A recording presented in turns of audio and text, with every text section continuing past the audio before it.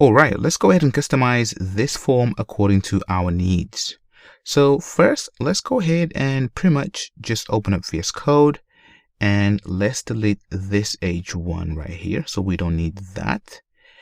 And what we're going to do is actually open up the add student form and scroll up, and we're going to import a few things. So let's go ahead and import the input from, and this will be ant and then D.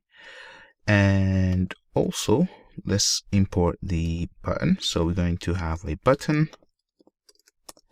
so that we click on it and then we submit the actual form. Now right here, go ahead and delete this H1, and you can even remove this div right here, this one right here as well, and go ahead and indent things. So just let me indent this. There we go. Now let's go ahead and scroll down, and you see right here, so we have this form. Just let me indent this as well. And if I collapse things, so you can see everything. So now let's go ahead and change this input from the one from ant D. So capital I. And what we're going to do is actually change this. So first we want to have the first name. There's no need for type right here. So this will be, so name, make sure it's first. And then name, just like that. And then right here, go ahead and simply say first name. So what I'm going to do is actually select everything. So including these errors right here, and go ahead and simply say first and then name, and then on change. So just leave everything as is. And let's also go ahead and add a placeholder. So placeholder equals to, and then first and then name.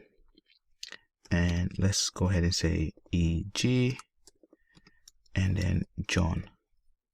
Let's also duplicate this. So I'm going to grab everything right here and then paste that. And this will be last name. So select everything, last name.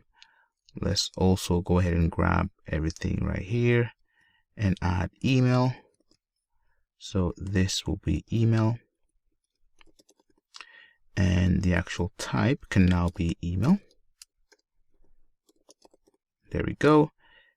And then finally, let's go ahead and add the actual gender. So pretty much just grab everything here, and let's go ahead and remove that, paste that. No need for type. So this will be gender. Again, select everything. And there we go. Let's actually change the actual placeholder. So go ahead and say gender, male or female. There we go. And let's change the actual email right here. So actually that should be, for example, example@gmail.com. Let's go ahead and simply say email, and this will be last and then name. And the example, let's go ahead and say Jones. And if I scroll down, let's also change the actual button. So this will be button capital B, the one that we imported from ant D. So there we go.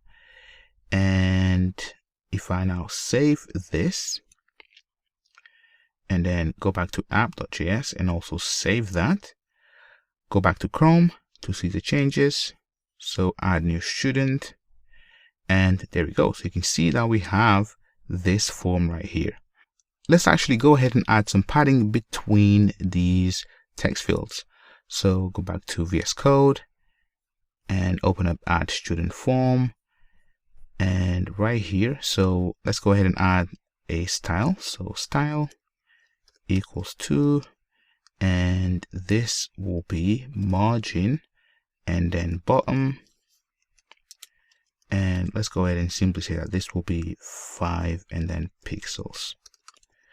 So let me actually grab this object right here, and then right here, so simply say const and then input bottom margin equals to the object. So paste that in, and now if I scroll down and in the actual style, simply say input and then bottom margin. So grab everything there and let's simply copy that across and then paste it here just like that.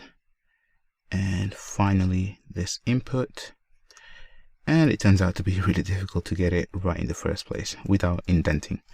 So there we go. If I now save this, go back to Chrome and then add new student, you can see that we have a margin across. And even better, if you want to increase the actual margin, just simply change this variable, save, go back and then add, and you can see that we have a bigger margin. There we go.